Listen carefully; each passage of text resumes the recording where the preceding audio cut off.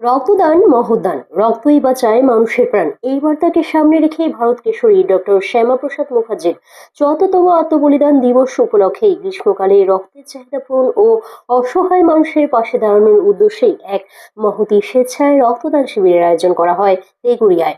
রাজারহাট গোপালপুর বিধানসভা কেন্দ্রের অন্তর্গত বিধাননগর পৌর নিগমের ১১ নম্বর ও ৬ নম্বর ওয়ার্ডের মণ্ডল ১-এর উদ্যোগেই অনুষ্ঠিত এই রক্তদান শিবিরে প্রায় ১০০ জনের স্বেচ্ছায় রক্তদান শিবিরে রক্তদান করেন। সমাজসেবামূলক এই কর্মসূচিকে ঘিরে এলাকায় উৎসাহ ও উদ্দীপনার পরিবেশ লক্ষ্য করা যায়। অনুষ্ঠানে বিশেষ অতিথি হিসেবে উপস্থিত ছিলেন ডক্টর শ্যামাপ্রসাদ মুখার্জির দৌহিত্র শ্রীমতী ঈশানী মুখার্জি। এছাড়াও উপস্থিত ছিলেন কলকাতা উত্তর শহরতলি জেলার সাধারণ সম্পাদক স্বপন রায় চৌধুরী, সহ সভাপতি অমর দত্ত, সম্পাদক চন্দ্রশেখর বাউলি, মণ্ডল ১-এর সভানেত্রী সোমার রায় চৌধুরী, ওবিসি মোর্চার পশ্চিমবঙ্গ রাজ্যের সম্পাদিকা সঞ্চিতা বাগ সহ এলাকার বিশিষ্ট কার্যকর্তা, সদস্য ও সমর্থকরা। এছাড়াও এই অনুষ্ঠানে উপস্থিত ছিলেন মণ্ডল ১-এর প্রাক্তন সভাপতি মৃণাল কান্তি মণ্ডল, নীল ঘোষ, রাজীব মণ্ডল, প্রশান্ত চক্রবর্তী এবং বিজন মণ্ডল। সম্পাকসের রিপোর্ট, নিউজ ভারত 24 আওয়ার্স। আমরা বেছে নিতে পারবো এবং সকলের সহযোগিতা পাবো।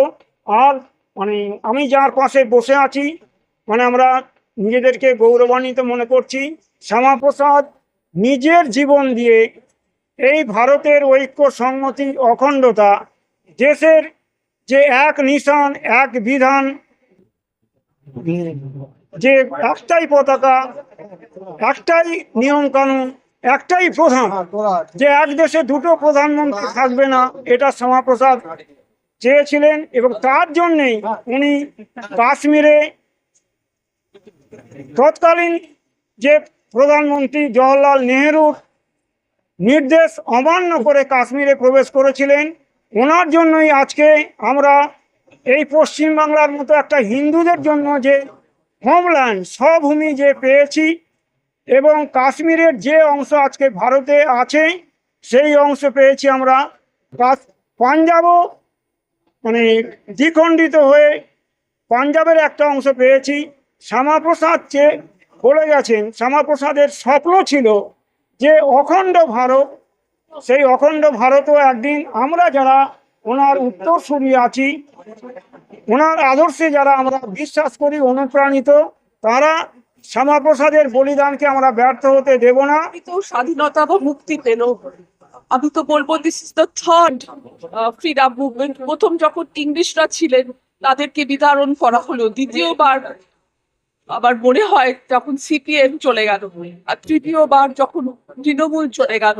সত্যিকারের একটা স্বাধীনতা এলো এবং অনেক দেরি হয়ে গেল শ্যামাপ্রসাদের স্বপ্ন সাকার করতে। এখন যখন এলো, তবুও তো এলো। এখন নতুন বাংলা, পেছনের দিকে তাকিয়ে কোনো লাভ নেই, সোনার বাংলা তৈরি। যাই কাজ করি, আমাদের একটা মহৎ গুরু আছেন, উনি মৃণাল কান্তি মণ্ডল।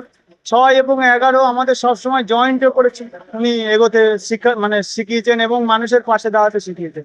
আমরা আগামী দিনও আমরা একসাথে কাজ করতে চাই।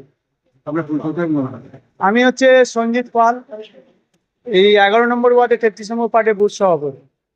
সাধ্যের মধ্যে থাকা সেইভাবে প্রচেষ্টা করছে, আগামী দিনে আরো করব।